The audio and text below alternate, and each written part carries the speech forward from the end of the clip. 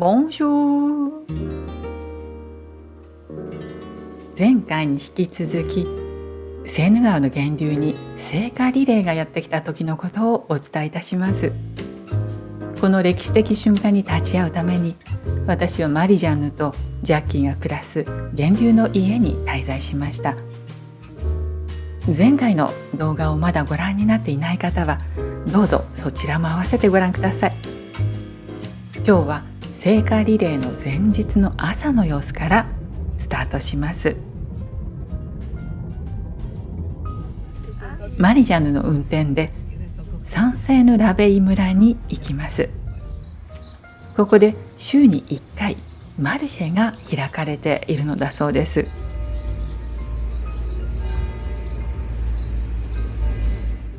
私はこのマルシェに来るのは実は初めてのことなんです。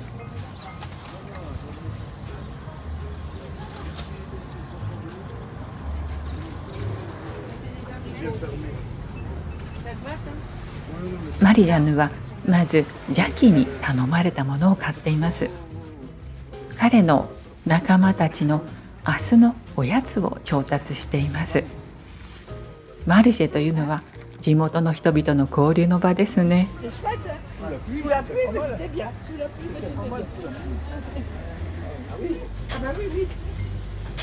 フランスのマルシェといえばやはりこれがお約束。鶏の丸焼き。一つだけ違うものがあるのが気になりますが、ハムだそうです。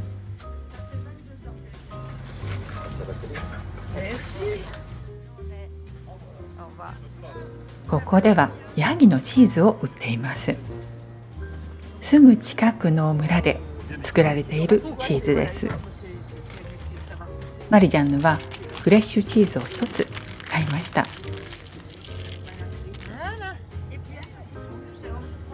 ここでやはり同じ農園で作られているヤギのソシソンがあるというので一ついただいてみることにしたんですが、もう一つおまけがついてきました。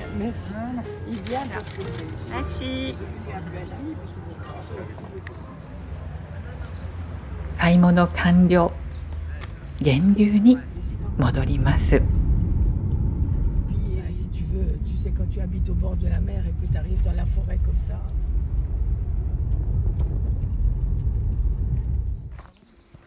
会場の準備がさらに進んでいました。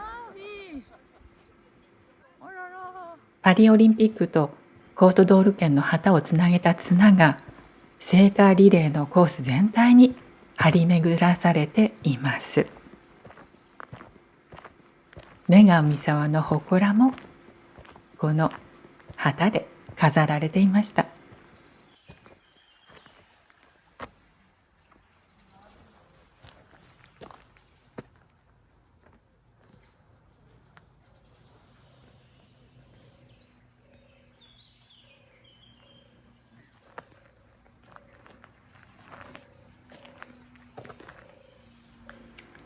今日もこんこんと水が湧き出しています。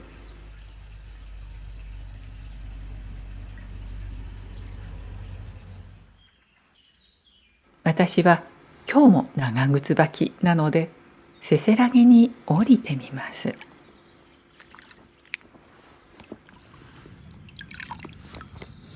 水はキリッと冷たいです。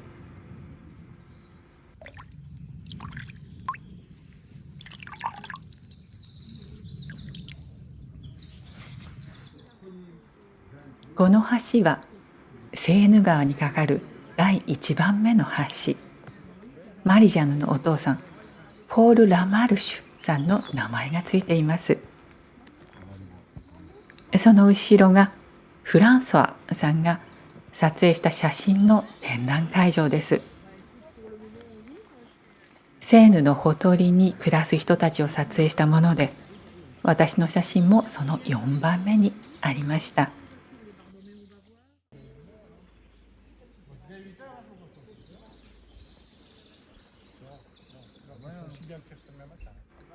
聖火リレーのスタート地点はあの小屋だと聞いています。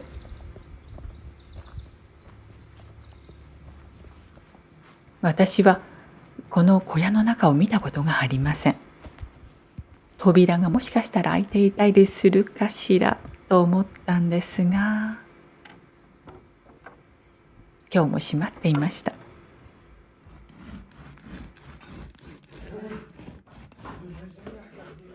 さて、この日のランチもテラスのパラソルの下で、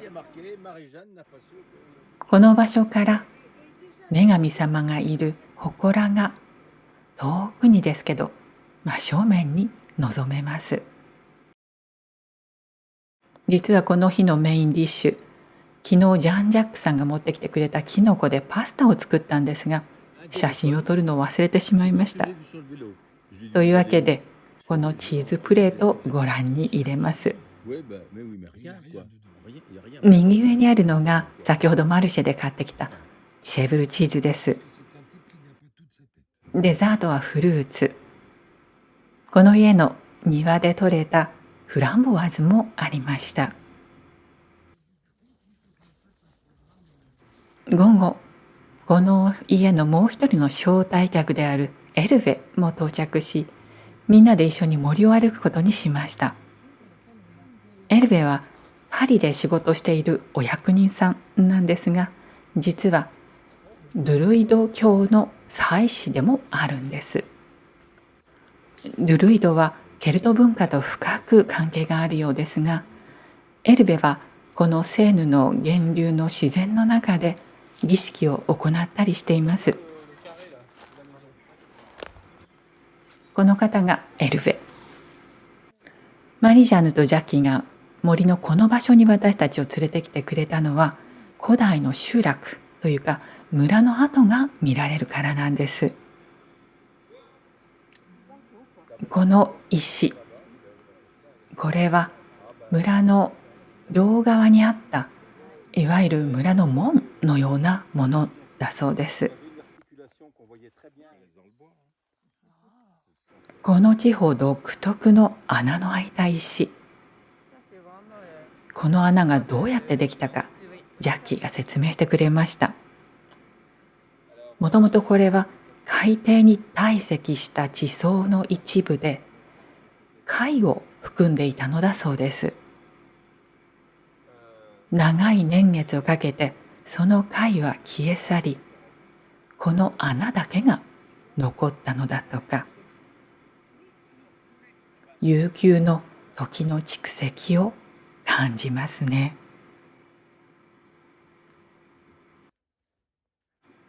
源流の家に戻ってきました。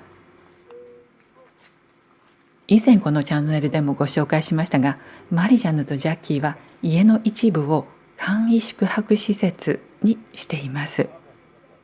そして庭には彼らの孫たちのためのツリーハウスもありました。夜、テラスで夕食にしようと思ったらにわか雨が降ってきました。そしてなんと虹が見えました。セーヌの源流にかかる虹です。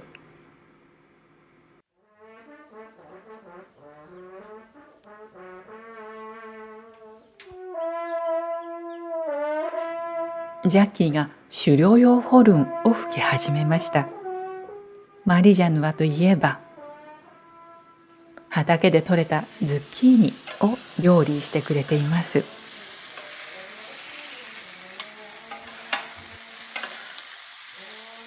Al dente. Très bien. Pas encore tout à fait, mais c'est beau. Ça a l'air bien. J'espère que c'est bon.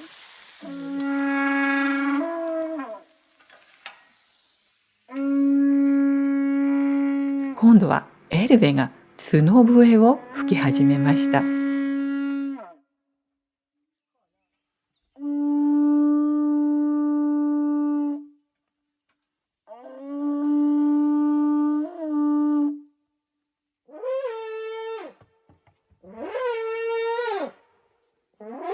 なんとエルヴェとジャッキーの即興セッションが始まりました。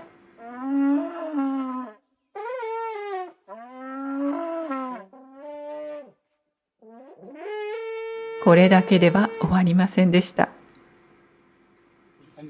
何が登場したと思いますか？カーニックスというケルト文化の楽器だそうです。実はこれ、ジャッキーが昨日キノコを持ってきてくれたジャン・ジャックと一緒に作ったものなんですって。驚きですよね。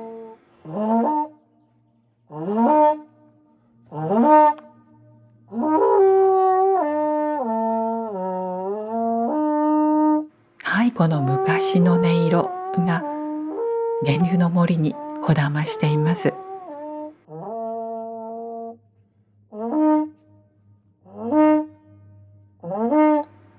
もしかしたら私も角笛を吹けるんじゃないかなと思ってチャレンジしました。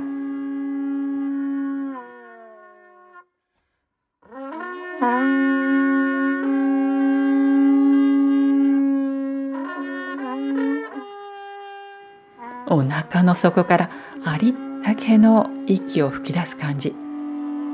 久しぶりに体が覚醒したような気がしました。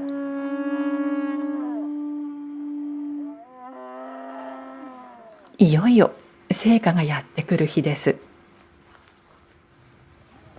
やはり朝から警察の方々が来ていました。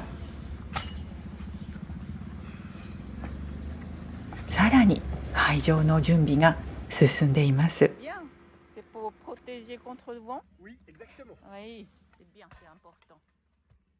村の皆さん、今日はお揃いの T シャツを着ていますね。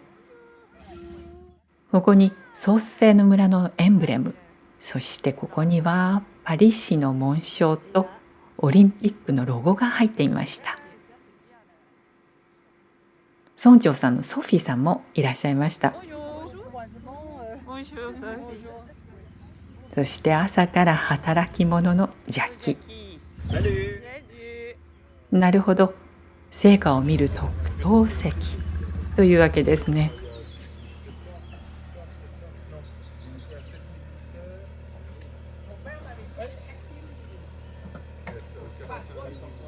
ここではフランソワさんが準備中。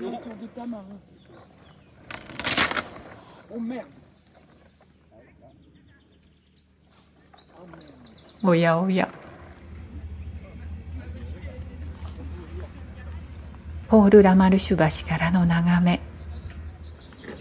きれいに綱が張られましたね。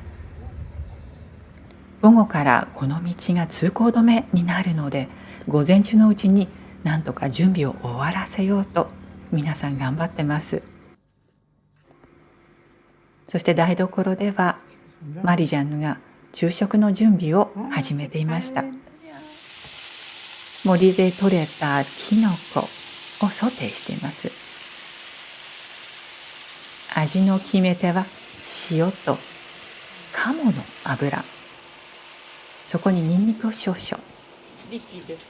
今年は雨が多いのでキノコに水分がとても多いそうです。お昼のメニューはそれと昨日買った鶏の丸焼き、レンズ豆のサラダ、そしてビッグサイズのエポワス、地元のチーズです。腹ごしらえ大事ですよね。フランソワの準備もなんとか間に合いました。セーヌ川の流域図が書かれた帆が川辺に張られました。聖火リレー会場には続々と人々が到着していました。まずは皆さんここでピクニック。近隣の村の子どもたちのグループもありました。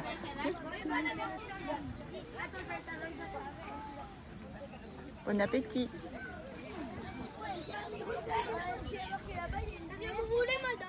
Bon appétit. Bon appétit. 家族連れ。こちらには高齢者施設の方たち。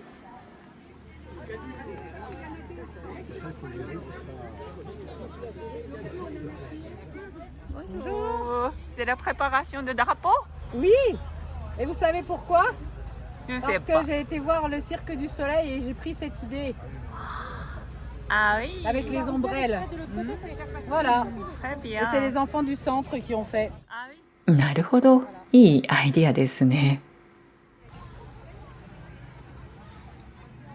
この場所には珍しく動物もいます。そしてそろそろジャッキーが所属するグループの演奏が始まります。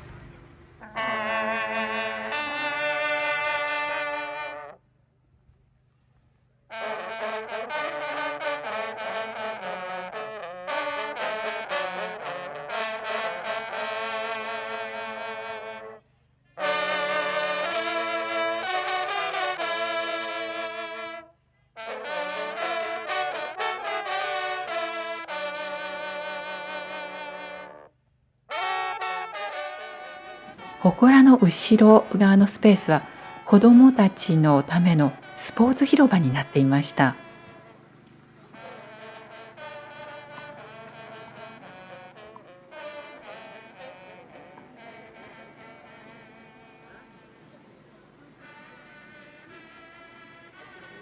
そう、フランスでは柔道がとても普及しています。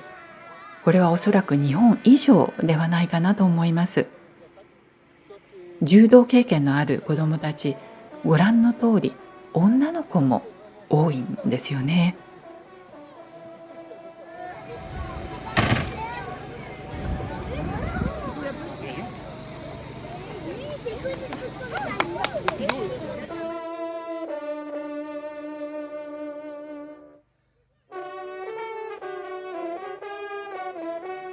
村の人たちによる飲み物のスタンド。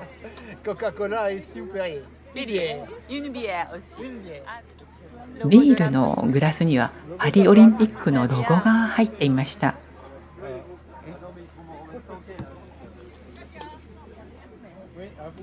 お隣ではリトアニアの名産品が振る舞われていました。リトアニアのビール、私は初めていただきました。Qu'est-ce que c'est? 消防士さんたちのスタンドもあります。そして道の上には警察の方々が勢ぞろい。彼らもいよいよ配置につきます。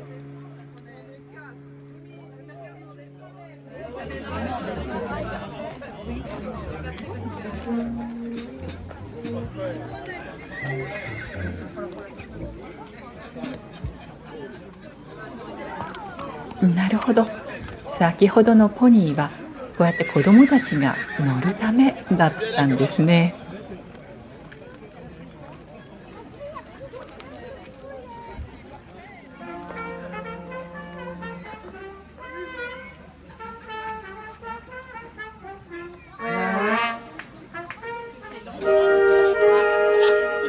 地元のブラスバンドの演奏も始まりました。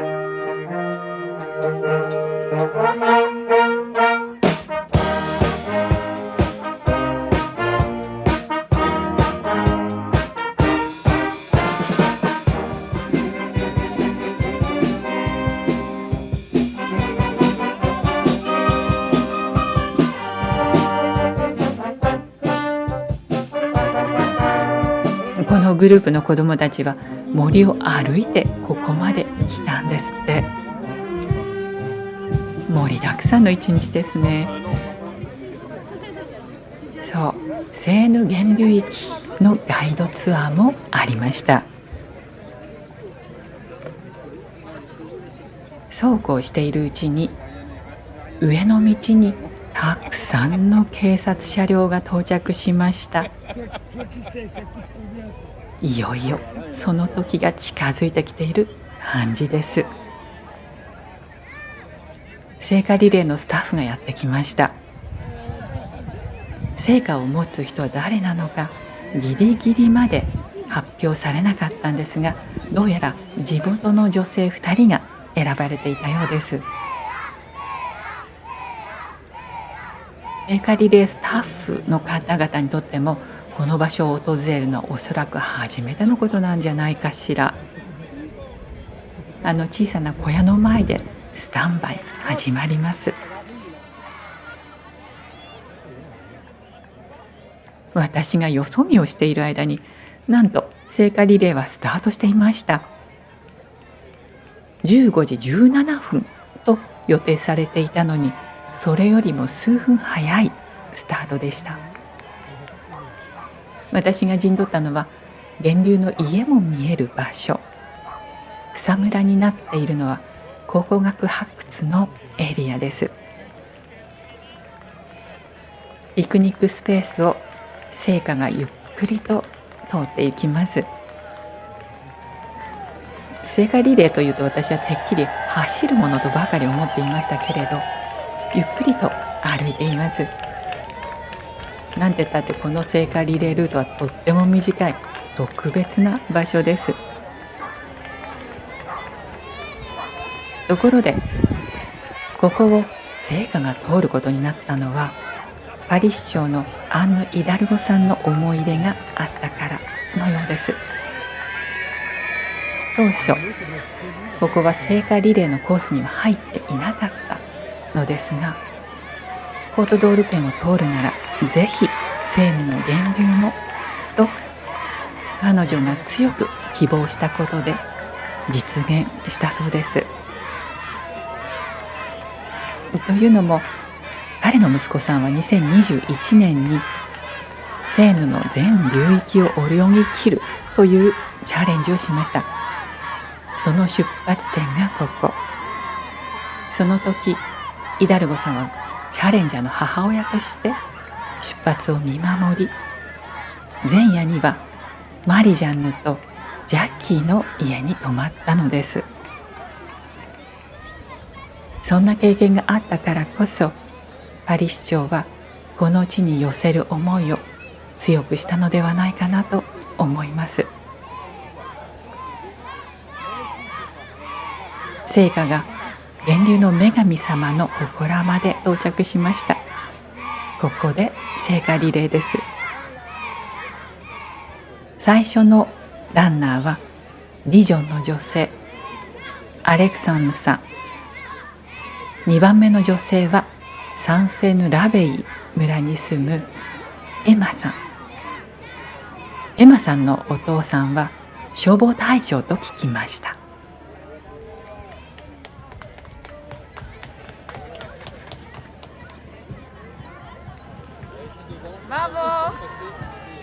聖火がマリジャンヌのお父さんの名前のついた橋の上を通ります。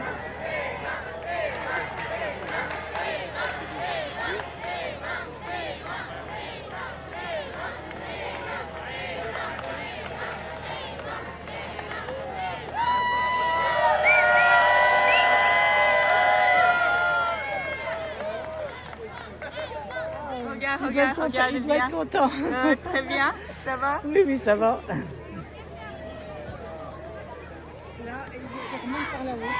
地元の聖火ランナーはさらに一帯を一周します。地元の子どもたちと一緒に記念写真。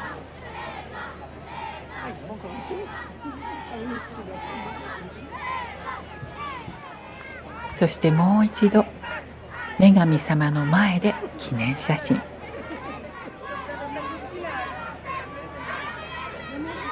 二人とも爽やかですね。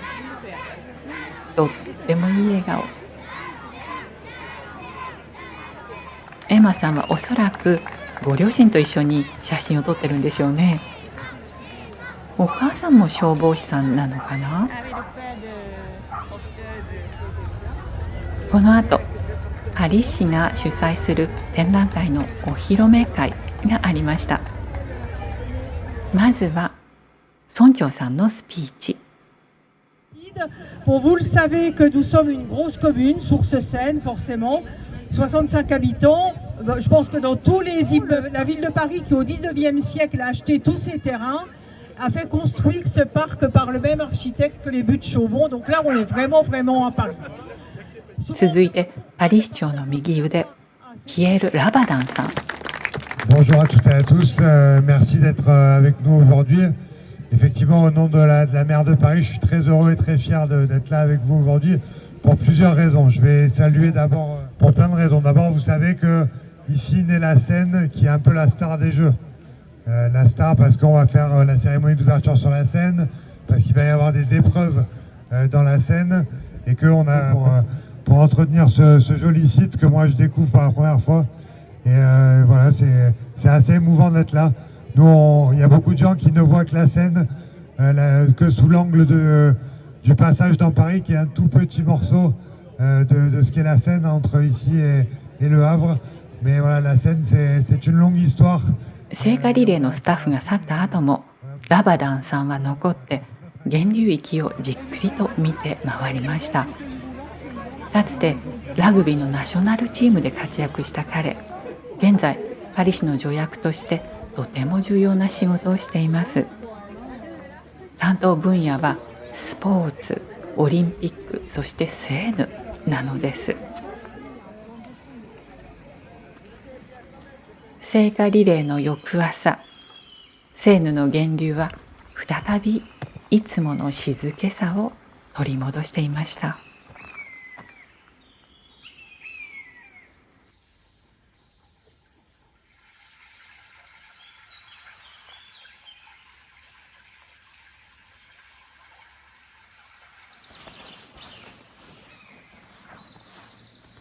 フランソワの写真展の会場もご覧の通り元の姿になっていました。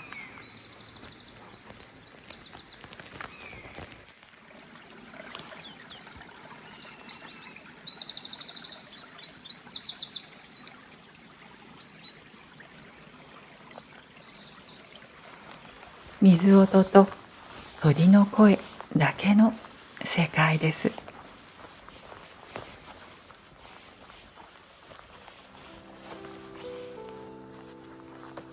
最後までご覧くださいましてどうもありがとうございました。この特別な日々を皆さんと動画を通して共有できていたら幸いです。もしもこの動画が気に入っていただけたら高評価、そしてチャンネル登録をお願いいたします。お寄せいただくコメントもとても励みになります。ではまた次回の動画でお会いいたしましょう。アビアント。